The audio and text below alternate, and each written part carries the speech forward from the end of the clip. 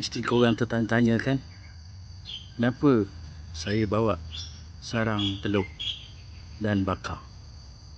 Sebenarnya untuk menghalau nyamuk.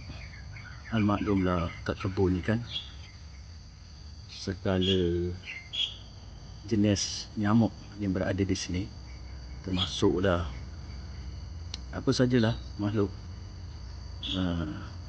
ular ke, lipan ke. Jadi saya kena bawa ni bekas telur ni untuk menghalau apa ni, binatang-binatang dan juga serangga-serangga.